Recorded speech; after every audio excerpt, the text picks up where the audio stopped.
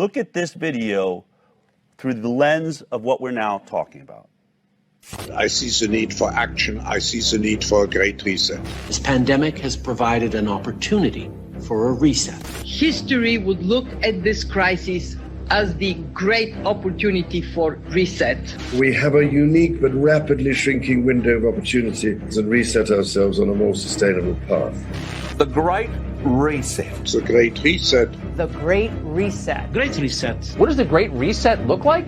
We can't just build back to what it was before. We have to build back better. This moment also gives us a much greater chance to be radical and to do things differently, to build back better and to build back bolder. We will build back better from the COVID crisis. We're going to take an economy that had a lot of problems and we're going to make this economy work better going forward. We're at the early stages of a sustainability revolution. It's empowered by the IoT and artificial intelligence. It has the magnitude of the Industrial Revolution, but the speed of the digital revolution. The fourth industrial revolution and automation. The future is coming whether we like it or not, and we have to play catch up as quickly as possible. When we talk about the Great Reset, it means also how can we do it to make sure that a majority of people are benefiting from it and not just a minority. We must treat this new world order, this new world of COVID, we must treat this new world of COVID, even in our own homes, with a high level of care and caution.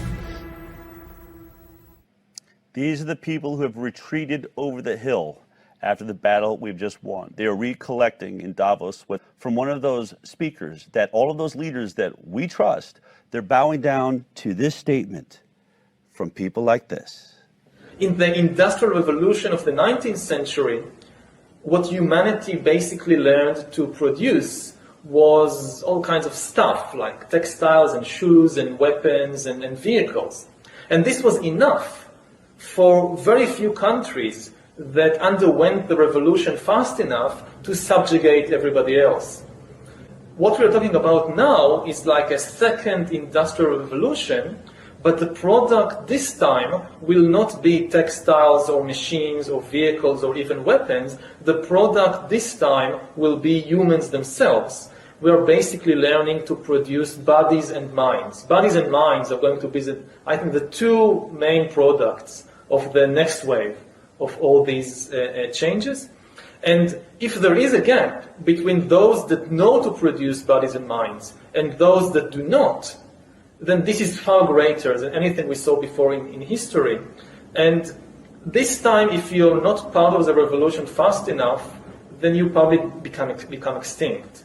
Once you know how to produce bodies and brains and minds, so cheap labor in Africa or South Asia or wherever, it simply counts for nothing. Again, I think that the biggest question maybe in economics and politics of the coming decades will be what to do with all these useless people.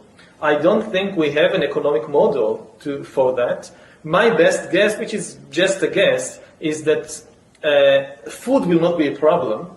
With that kind of technology, you will be able to produce food to feed everybody. The problem is more boredom and what to do with them and how will they find some sense of meaning in life when they are basically meaningless, worthless. My best guess at present is a combination of drugs and computer games. All right.